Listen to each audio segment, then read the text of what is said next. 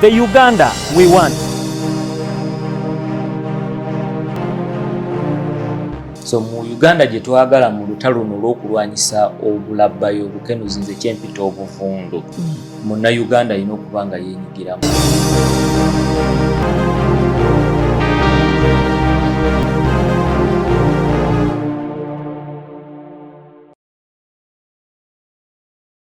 Welcome to the program, The Uganda We Want. My name is Molanzi. I'm so happy to be with you tonight in the Uganda We Want. Thank you so much for viewing Dream TV and BTV and as well listening to us on Impact FM. I also want to say thank you to many of you who view this program on YouTube. We have a YouTube channel, The Uganda We Want. And I want to encourage you actually to go there, encourage your friends, share the link with everyone. Let them, go there, watch different people who have appeared in this program and they have shared their perspective. And I believe in whatever they have said, there is something you can pick, you to put it into action so that we, all of us, achieve the kind of Uganda that we want. And today, again, we are honored to have one of the senior counsels, senior lawyers in this country, the people say on the land, Counsel Waswa Fahad Gisa, and Buganda tugamba omulongo Waswa, omulongo Waswa Fahad Gisa. We are with him and he's going to again continue from the series he's been trying to teach you Ugandans and his perspective on how he thinks if we do something, we will achieve the kind of Uganda that he is envisioning unto us. And at this moment, I want to invite him to greet you, and then we'll start from there. Counsel, you're welcome. Thank you so much. Yeah, could you please greet our viewers and our listeners? Once again, I would say good evening to the viewers and the listeners of this program. And we thank you so much that you put in your time to at least put an ear on issues of national importance. There are not very many people who can really listen to this.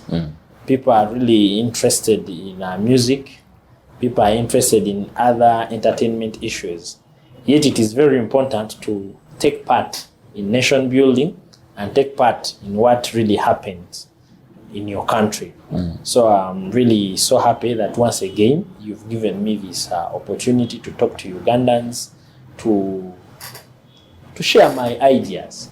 Yes, to share my ideas. Yeah, well, how are things at Litmus? Are you doing well, guys? What's going on? Litmus is okay. Okay. We are serving Ugandans and Litmus advocates with all the lawyers that we have. Our main issue is to serve Ugandans and to make sure that we play our part in achievement of justice in this country. Yeah, if I remember very well, one of the things that you told me in the first episode was that some of the cases that you handle, what's number one is always the land cases. Yes. And you promised actually to give me an update every time I get a chance to see you. How far have we resolved now all the land disputes in Uganda? You cannot resolve them. You cannot really resolve them because each and every day there is a new mushrooming dispute. Each and every day. Wow. And dispute resolution is not a one-day thing. It really takes time because you have different people, different minds, different understanding. The way they partake things is really different. And you have to be in one thinking basket to have a resolution or a consent of all of those people. You have to be in one thinking basket. Even though it is a judge that is handling that case, the judge will need to listen to each and every party so that he comes up with one unifying factor. So dispute resolution is not a one-day thing. It really takes time. Yeah, it takes time. Thank you for that update. Now, let's dive into what brought me here actually. Election mood. Yes. Election temperature.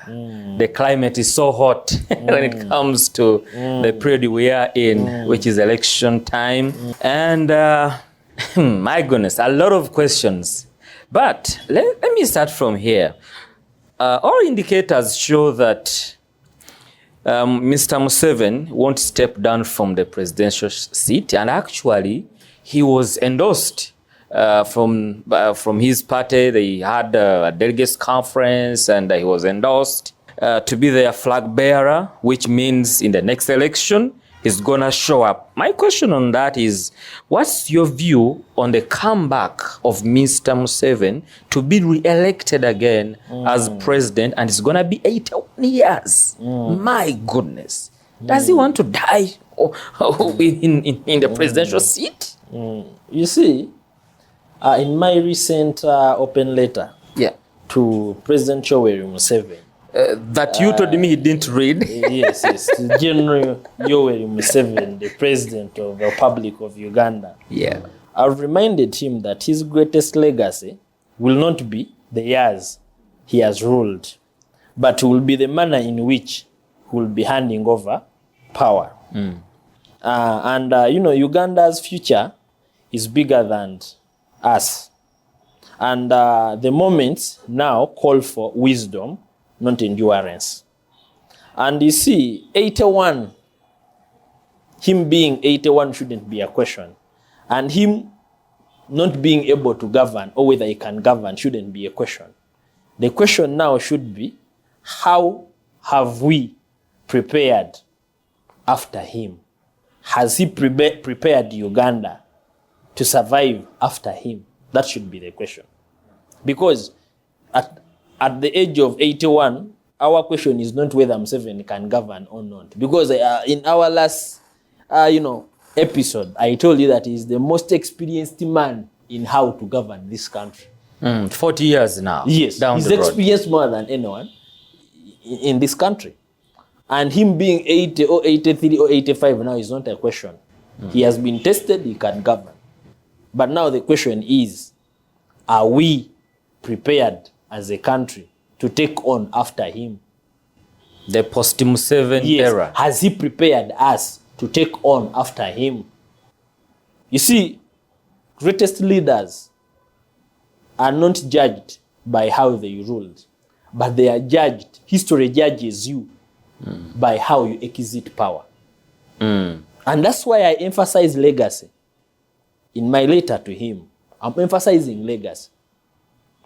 And you can only maintain your legacy by the way you exit power. No one will ever know that Gaddafi was a good leader, because his exit was really not good. He led Libya for 42 years. 42 years. Yeah. The sweetness is not on holding on. The sweetness is on knowing, or is in knowing when to exit.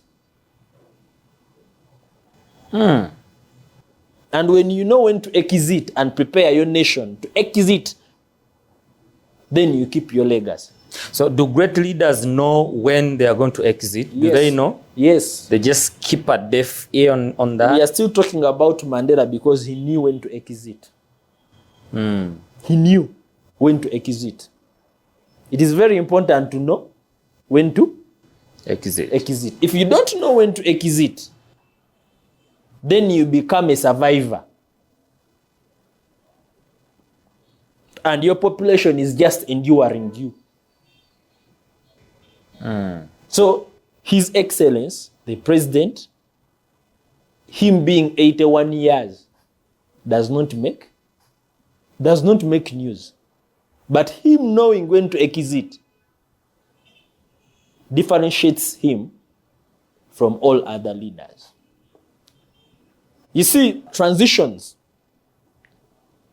are very critical moments in each and every country's history. They are defining moments. How you handle a transition determine how that country is going to survive. And if the transition is well managed, then the country will properly survive. And if the transitions are not well managed, then you take back the country into limbos. So transitions are very critical moments And the incumbents, it's upon the incumbents to know how to manage these critical moments of transition. Because whether you like it, Mr. Mlanz, or you don't like it, a transition must happen. But how do you manage? Manage it is inevitable. It is inevitable. It must happen. Yeah. But how do you manage a transition? It is key.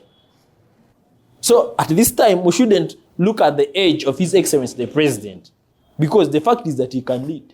He has led this country. But the question would be, how is he going to manage a transition? How is he preparing us into the post-Museveni era? Because in my letter, I reminded him that he must be central. As a Pan-African, he must be central. It is key. And this goes beyond him. It hinges on each and every Ugandan. And we must think in that direction. We must not only endure, but we must think for the Uganda after His Excellency. He has done his work. Yeah. He has done his work. Well, Council, people like you have come out and stood out on, took a stance and say, no, we must speak about the transition, and you start with Mr. Museveni. Do you think he doesn't hear? Why is he not acting upon this message? Because it's not for him alone, but for the nation. But why is he not acting upon it? You see, I wouldn't say, between me and you, yeah, I'll tell you that let us talk objectively. Not like other opposition leaders that I defined in my poem, the puppets that pulls the string. Yeah. You get? Yeah. Let us be objective. President Museveni is a very intelligent man. Very intelligent. You cannot manage power for 40 years and you're not intelligent, regardless of each and everything that is happening. Yeah. So he's aware. So he knows. He knows. He's aware of all of this. He's really aware that we must have a transition. He's extremely very aware. Recently, I heard him saying that, I'm about to go to heaven.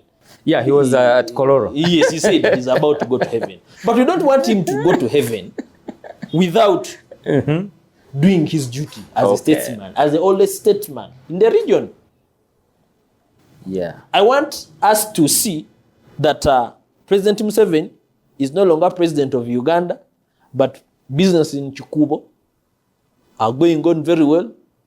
The Entebbe airport is working very well. The institutions are working very well. And everything remains normal. That's what we need as Ugandans. And he has to be part and parcel of that. That is your message. He must be part of this. Yes, he must be part of this. He can't run away from it. Because there's no one that is ready or that is more ready to do it. Yes. So your question is that, is he ready for this? He's a very intelligent man, and we are just reminding him over this, that he must take part in a transition, because transitions are defining moments in each and every state's future. Okay. Actually, you're saying you're reminding him, but you're actually calling him into action, if I hear you very well. Yes. Okay. Well, something happened from his party, but before I talk about it, there's a question I want you to talk about and highlight more about Ugandans on the Mama Kadaga and the Anite issue. I don't know what your view is gonna be, but was it right really to drop Mama Kadaga and opt for Annette Among, who had just come in the party? Was really that right? And the way she was, let me use the word, humiliated, a senior party member, and you humiliate her to that extent? Not only the party members, but including the chairman himself, the one we've been talking about, who is intelligent. You see, Mr. Mlanzi, one, I would first categorically say that Honorable Alitwara Kadaga, the former Speaker of Ugandan Parliament, the Deputy prime minister, the second deputy prime minister, has done a lot for this country. She's a stateswoman. She has really done a lot for this country, and we really appreciate what she has done. Some of us used to look at her as a beacon of governance and leadership, and I really appreciate her for what she has done. But you see, a political party is not like a kiosk where everything is dependent on a season. You get that you close it and open it. No. NRM as a political party, there are times when they needed Mama Kadaga as a speaker. And the party has goals. And she did her work very well.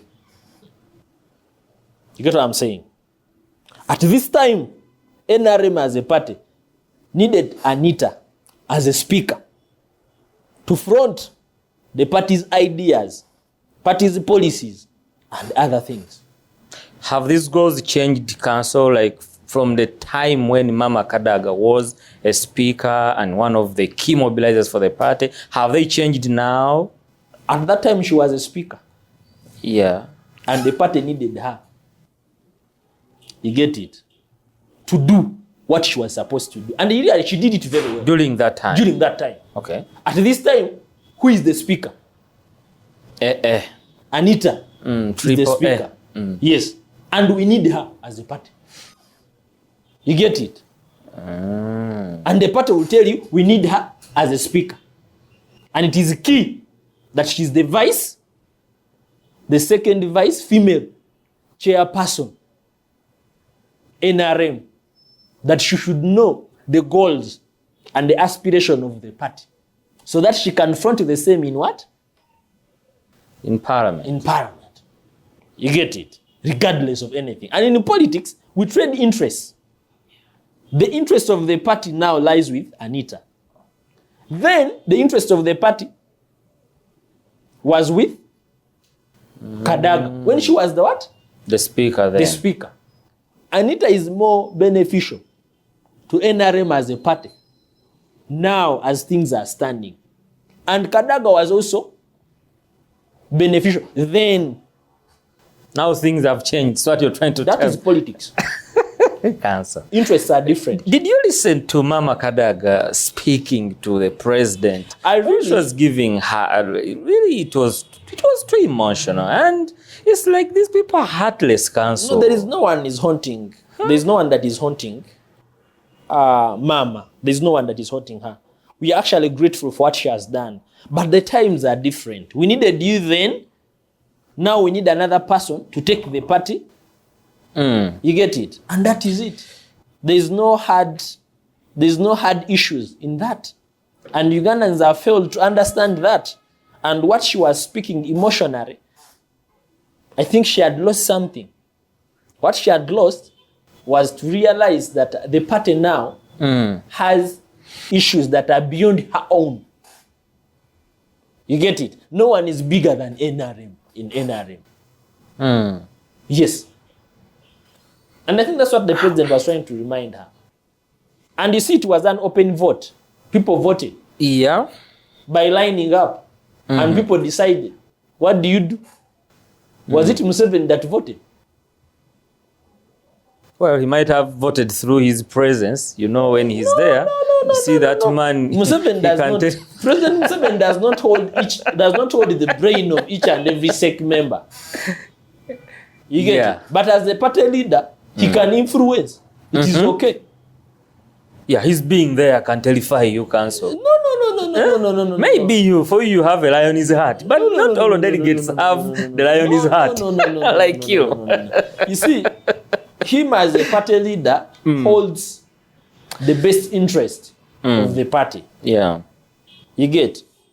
But these people are also all people that could decide for themselves. There was an open campaign. Both of them campaigned. You get? And I think the leaders in NRM realized that it is better this way. It's not only Kadaga who lost. Geno. This is Geno who lost. What is his name? Jim was. Jim has. Yes. In the General league. Jim was lost Captain Michael Mukula. to a captain. A general lost to a captain. You get what I'm saying? Yeah. Seeing Captain Michael Mukula, He also he withdrew he anyway. withdrew his soul. You get it? That's how elections And are. Uganda's number Nyachiwanda also And is yes, now you see, these are proper gymnastics that we shouldn't take so hard. Nail it more by giving us your view on what she said. She said, how much more, that is Mama Kadaga, how much more can you press an individual? Doesn't that really speak something to you and to the politics of this country? I think Yeah. I wouldn't take it serious. No one is pressing Kadag. No one is pressing her. You get? In all of these things, these are elective positions whereby you have to mobilize. And people mobilized and won her. You get it? And we have to agree as Ugandans. This is the same message that I should also give to the top leaders of NRM. You get it? That today you are very important. Tomorrow you are what? You are not. Other people have come up and they are like, I can actually serve better than you. We should give them opportunities. Yeah. You get it? No one knew that Baram, who is a Rivulu promoter, would Now be he's a a better minister. minister. Yeah. But he has been given opportunity and is serving. If we had clinged on old people that we are in Museveni's government, we would not know that Baram, who actually is a better minister. But he has come up and is serving. You get it? So no one is blessing him or is pressing her. These are genuine wind of politics. We call them genuine winds of what? Of politics. Other people have come up and they can serve. If Anita is telling you that, okay, you have been there for some times, but I've made more people from opposition to enter the what? The ruling party. I've done this and I've done this and I've done this. And people have voted him. You are people that cry for democracy. You cry for democracy. So you see democracy there? And if people have come up and voted Anita, and you still cling that it should be Kadag, who should be protected by the president, and the president is like, no, I'm out. Let it be decided by the what? By voting. By voting. And again, you are not accepting what the voters have Decided. I think it wouldn't be proper. But that position is an elective position. Any person who desires to take over that position should go and seek the mandate of the SEC members. And the SEC members have given the mandate to this one. Regardless of what you are saying. You get it? So I think we need to be, in one way or the other, respectful and reason with logic. Not by sympathy. It was not a sympathy vote. If the SEC members really wanted her, she would be still in that position. So I think that was done. Okay, no one was pressing her. Yeah. Well, as we move on, Council, to talk about the newly elected leadership now of NRM, of course, Triple S said she's an asset. She said, you have an asset in me. You have an asset in Anita.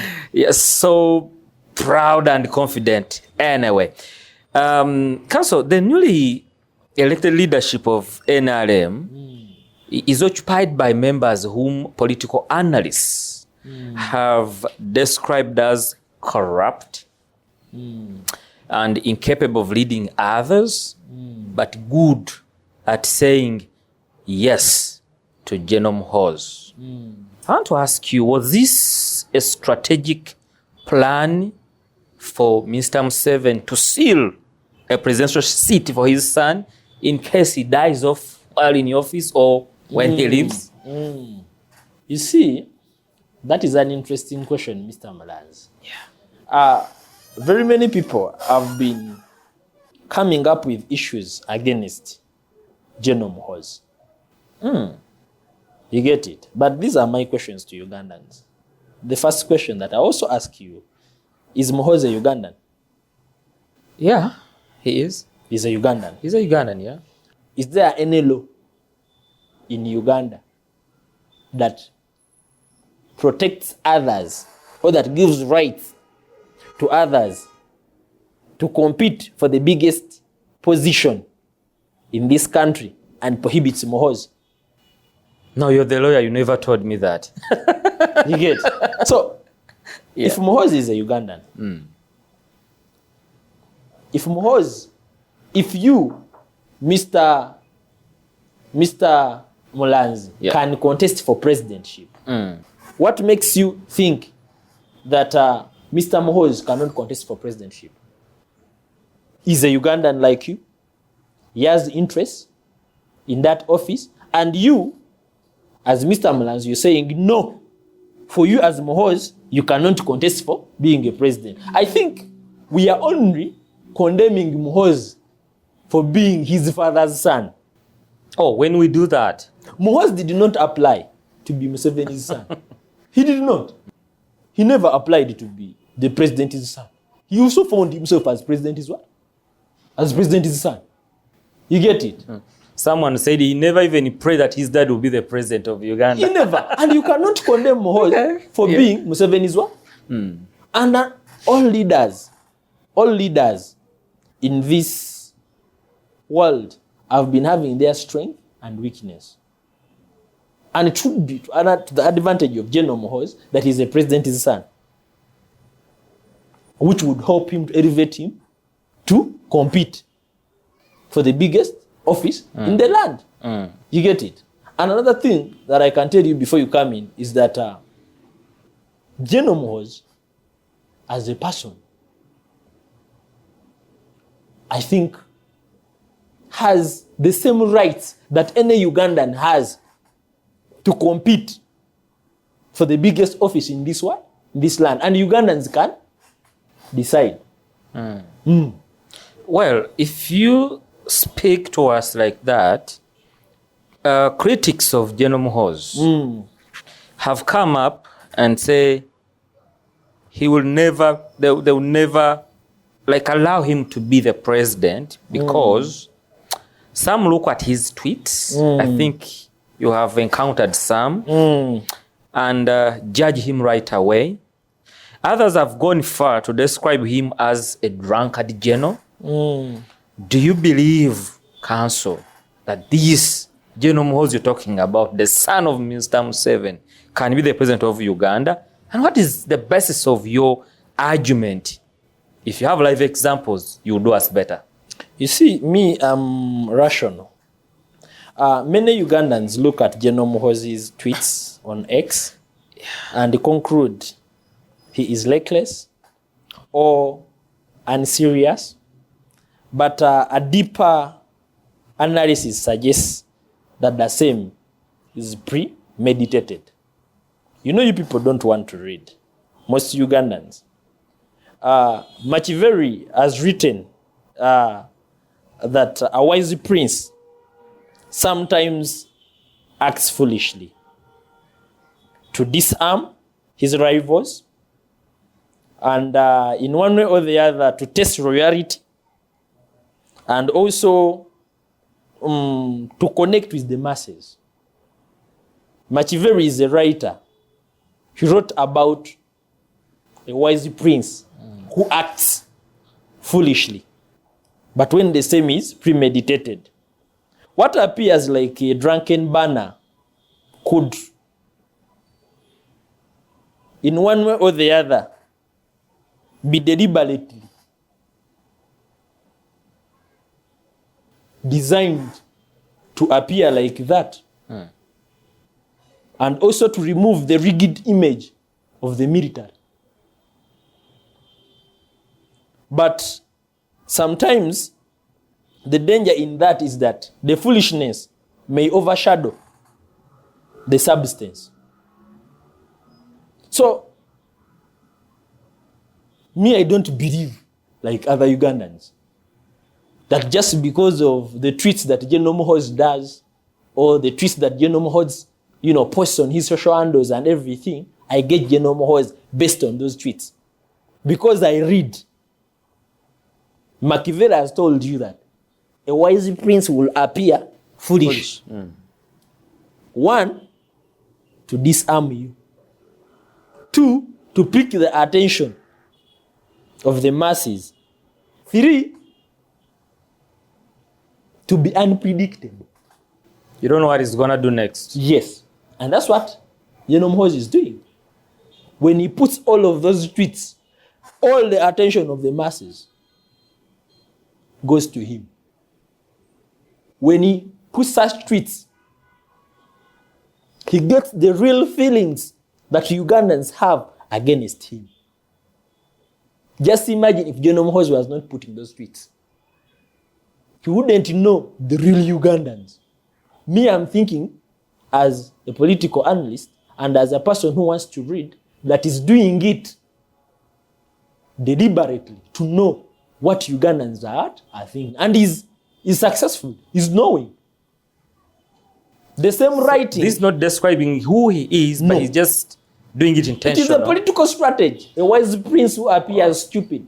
Wow. A wise prince who appears foolish. It's a technicality upon which is understanding it. You go on Twitter, you talk your mind, you talk each and everything on social media, is pulling that evil heart that is in you.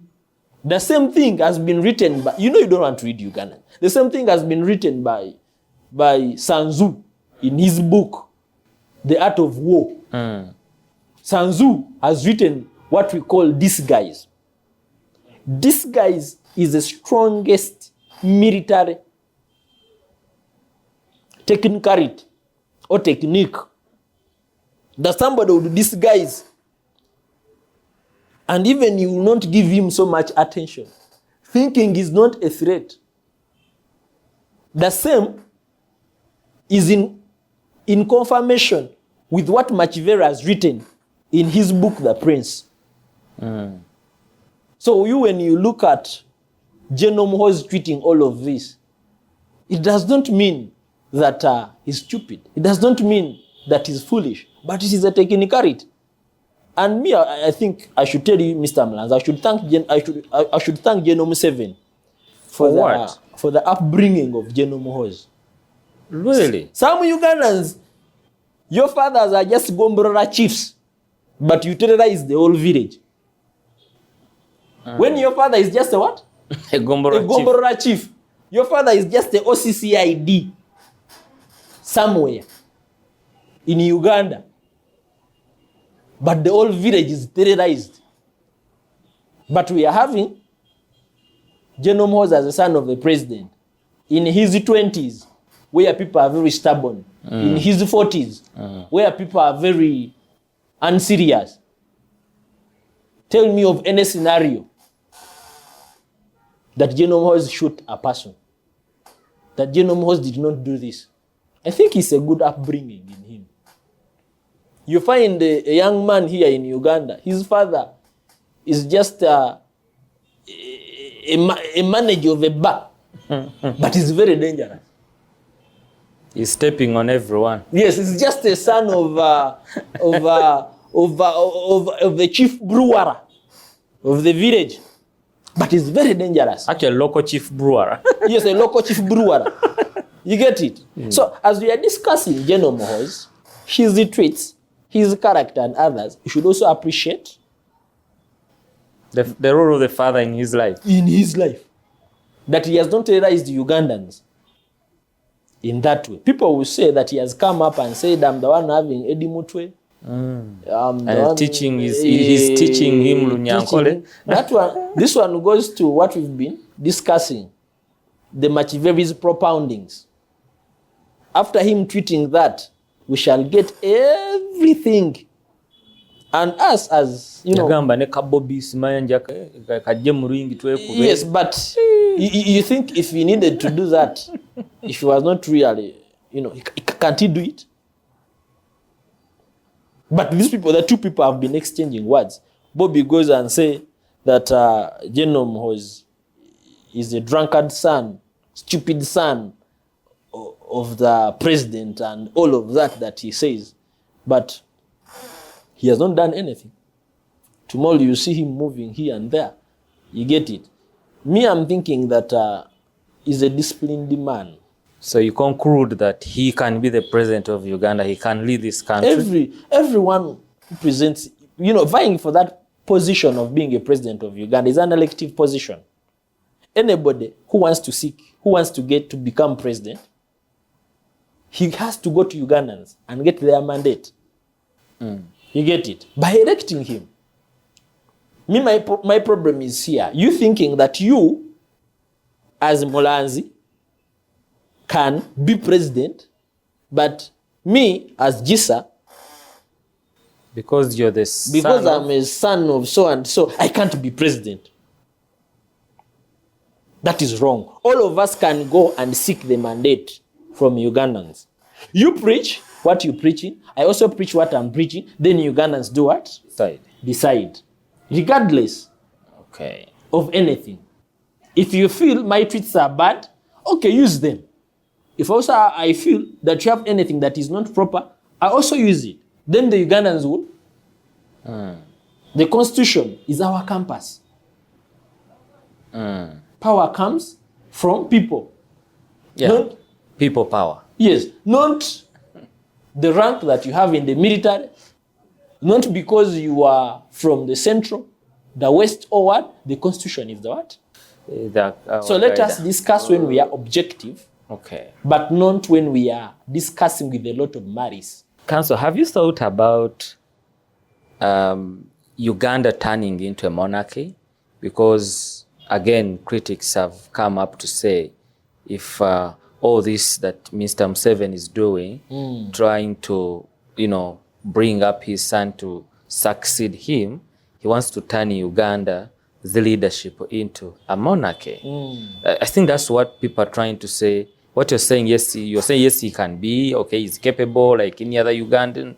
But what you're trying to bring up, people are going to interpret your message as if you're in support of Uganda as leadership turning into a monarchy rule. No.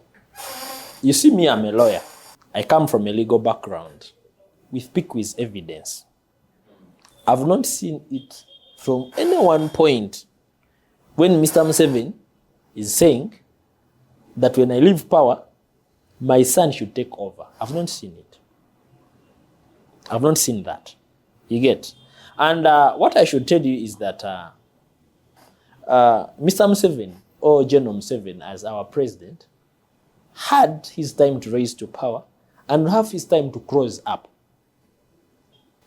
power. Yeah. And when you look at all of that, what we should cherish, we should not look at politics that is engineered by individuals. Politics must be engineered by institutional development, institutional protection and building.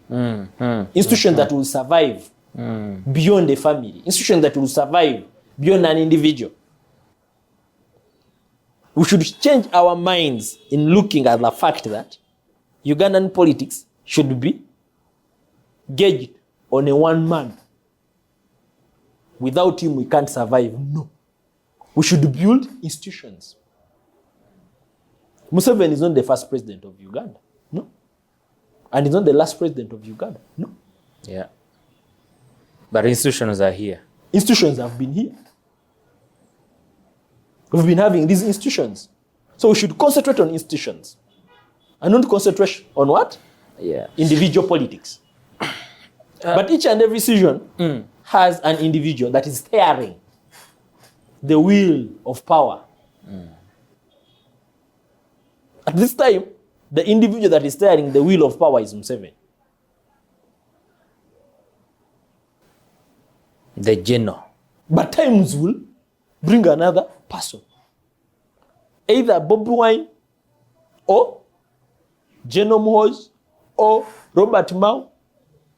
Anyone who can preach his mandate. Oh, Mulanzi. Oh, Mulanzi. Yeah. Yes.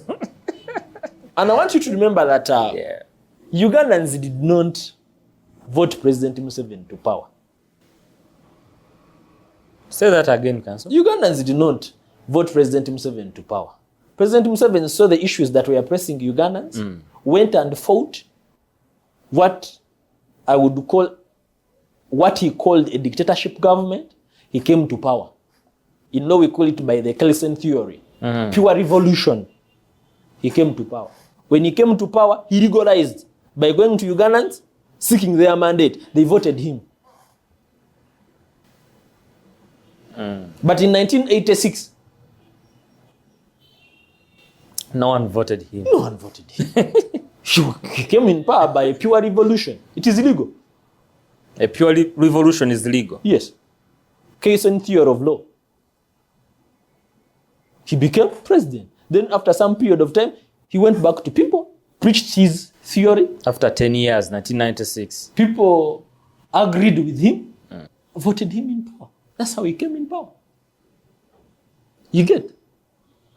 But the challenge with that is that when you decide to overtake government, you must be successful. Pure revolution, that's it. If you say you are going to overtake Museveni's government, you have to be successful. If you fail, you are charged for treason. If you're not successful. Had Museveni not been successful, he would have been charged By the under the laws of Uganda, treason.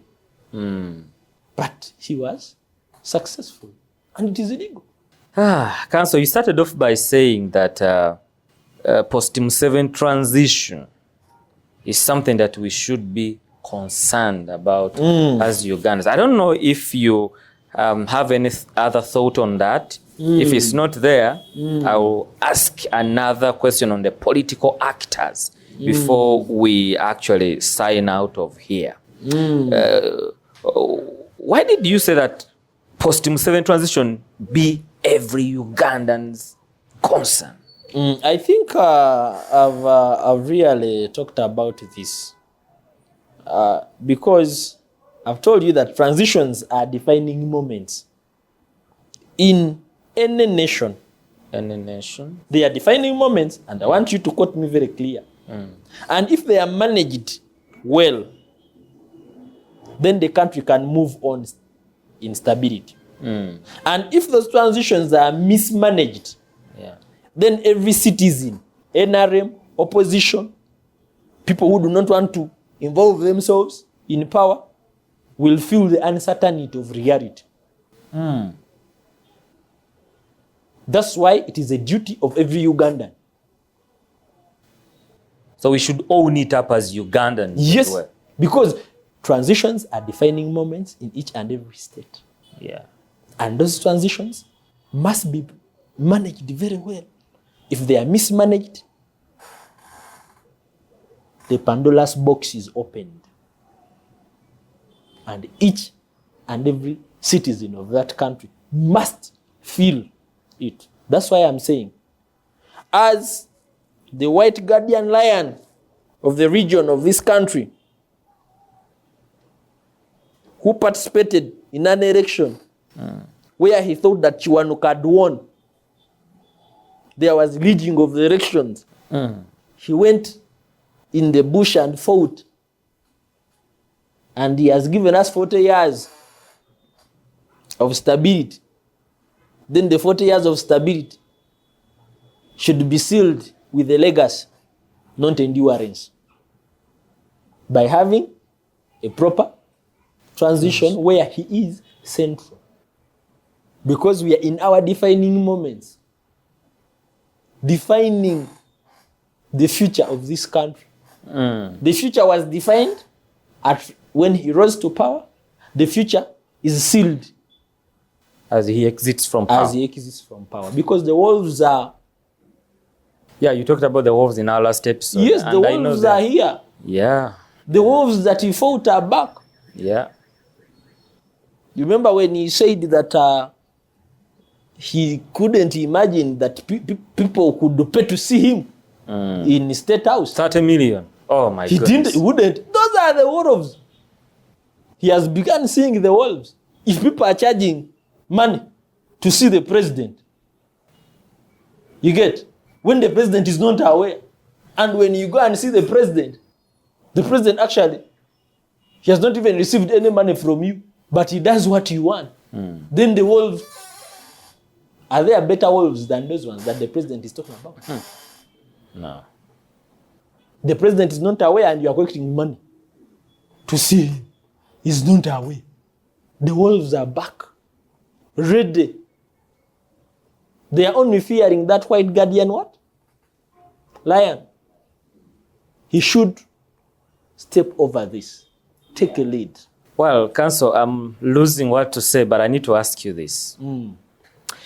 Besides what NRM is planning on power transition, like when you look around all political actors in Uganda, who would you say can take us to the Uganda we want? Who can be the next president of this country? The question you've asked me is a very good question. But any Ugandan that would go, the Constitution is our compass. Okay. And the guidelines are well laid out in Article 102. Any Ugandan who would go and seek the mandate, the big position of being president is an elective position. Any Ugandan who will go and seek the mandate of Ugandans, and that mandate is given to him, can be president of Uganda. Either Bobi Wine, General Mohoz, who is this? Mulanzi, Yosef. But for now, no. Robert Mau. Yeah. Any Ugandan who would go and seek the mandate, and Ugandans vote him, he would be president. So is it all about being voted? Because, Council, what you're talking about here, I think, is more of just, being voted. There's something you have to do. Museveni rose to power. He has done it all. You've said it well, how he has led this country. Do you see the ingredient of a leader in Bobi Wine? That is also a very technical question. Yeah. Bobi Wine has spoken to the frustration of young people in this country, and they have heard him. A person who can gather the mass that Bobi Wine gathers, or Honorable Chagran gathers around the country, that means he has spoken. And a certain population of Ugandans have what? Have heard him. But we are not looking at politics I want Ugandans to move from politics that is going to move on an individual. Okay. But politics that would look at building institutions. That today, you are the president of people power. You've contested for the time you've contested. Tomorrow, the institution, the political institution of people power is bringing another person to stand as what? As president. Then you sit down. Yes, and you don't do a replica of what you are fighting. Okay. We have a new word, because I don't know if you heard it. You don't ring fence. Yes, you don't ring fence. You get it? You don't ring fence and you say, it is me, it is me, it is me. You get it? Hey, I'm the flag bearer. You've for life. You've spoken to the frustration of the young people. Yeah. You get it? Yeah. But you like, it is not me only, but there are other people in this political party. I think it would be. You get it? So, I'm not disputing the fact that Honorable Chagwan can be president of Uganda. I'm not disputing. If Ugandans come up and decide, it's okay. I'm not disputing the fact that Robert Mao can be the president of Uganda. If Ugandans have what? Have decided. But we should build institutions. We should stop the politics of building individuals. That you've contested as president in your political party for 6 times. You want to tell us in your political party there is no any other person in Noob who can contest? Who has potential? You get, if he's there, please uplift him. Give him a chance. Give him a chance. I saw my MP of my constituents, Medad Rubega Segona, you know, Akali Amagwa. Is my MP. Yeah, I know. Where I stay, and he was saying that he's the next president of what? They agreed with His Excellency Chagulanyi that he should be the next president, and he was going to be roasted alive on social media, just trying to test. Yes. So we should the presidential seat of Noop. Yes, we should break the politics of what? Of individualism, and we build institutions. If we build institutions, then it would be extremely very good. But anybody who seeks the mandate from the Ugandans and the Ugandans vote him, the constitution is our compass. He can't be president, regardless of anything. Okay. Well, Council, I still have more questions, but because of time, my producer is saying, Musajja, we need to get out of here. Linya kuchawakati. Linya kokubulech. I think we'll get more time, and as a lawyer, would love to hear from you about the electoral, the election, time that we are in. What should you expect come 2026, having witnessed the primaries that have been so hot, and you haven't talked about the corruption that was involved, the open voter bribery that was involved in some of the primaries, and also we have now the card or ticket saga in some parties, probably in all parties. Yeah, let's say in all parties. So we'll get time for that. But for now, just in 30 seconds or 1 minute, just summarize for us the Uganda you want to see in line with our episode today. Thank you so much, Mr. Mlanzi. In my summary, the Uganda that I want to see is a Uganda that builds institutions against individualism, where we have a political party and the political party does not die with a person, where we have the FDC, and because Dr. Kano Chiza Besigye has formed another political party, the FDC dies. You get it? I want a Uganda that builds institutions. And I want each and every Ugandan to know that we are in very serious trying moments. We are in moments of a transition where our country is defined within those moments.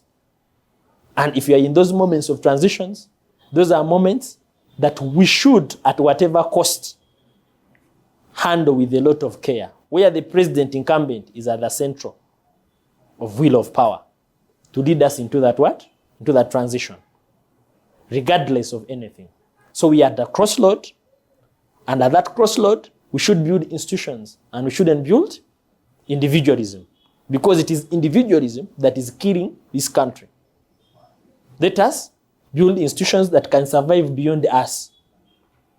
That tomorrow you will hear that Council Fahad, Gisa, Waswa is nowhere, but Litmus Advocates is still rhyming and representing Ugandans, because it is built as an institution that is not subservient and that does not depend on me only. So even the state shouldn't depend on that individual. We should see the future of the state beyond an individual. We are in trying moments.